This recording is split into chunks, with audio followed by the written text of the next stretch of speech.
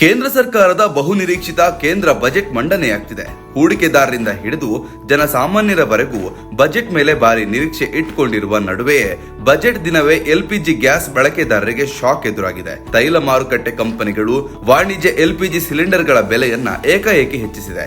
Budget ಮಂಡನೆಯ ದಿನವಾದ February 1, 2026ರಿಂದ 19 KG ವಾಣಿಜ್ಯ LPG ಸಿಲಿಂಡರ್ಗಳ ಬೆಲೆಯಲ್ಲಿ 49ರಿಂದ 50ರವರೆಗೆ ಹೆಚ್ಚಳ ಮಾಡಲಾಗಿದೆ. ಆದರೆ ಈ ದರ ಏರಿಕೆ ಕೇವಲ ವಾಣಿಜ್ಯ ಬಳಕೆಯ ಸಿಲಿಂಡರ್ಗಳಿಗೆ ಮಾತ್ರ. ಗೃಹ ಬಳಕೆಯ ಎಲ್ಪಿಜಿ ಸಿಲಿಂಡರ್ಗಳ ಬೆಲೆಯಲ್ಲಿ ಯಾವುದೇ ಬದಲಾವಣೆ ಮಾಡಿಲ್ಲ. ಹಣಕಾಸು ಸಚಿವೆ ನಿರ್ಮಲಾ ಸೀತಾರಾಮನ್ ಅವರು 2026-27ನೇ ಸಾಲಿನ ಕೇಂದ್ರ ಬಜೆಟ್ ಮಂಡಿಸುವ ದಿನದಂದೇ ಈ ಹೊಸ ದರ ಜಾರಿಗೆ ಬಂದಿದೆ.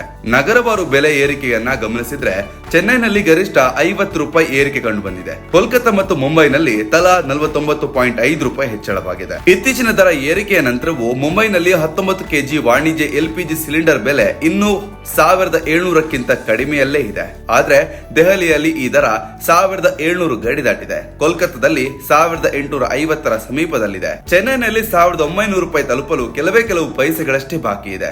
ನಗರವಾರು ಇತ್ತೀಚಿನ ಎಲ್ಪಿಜಿ ಬೆಲೆಗಳನ್ನ ನೋಡೋದಾದ್ರೆ 19 ಕೆಜಿ ಎಲ್ಪಿಜಿಗೆ ದೆಹಲಿಯಲ್ಲಿ 49 ರೂಪಾಯಿ ಏರಿಕೆಯೊಂದಿಗೆ 1740.5 ರೂಪಾಯಿ ಆಗಿದೆ.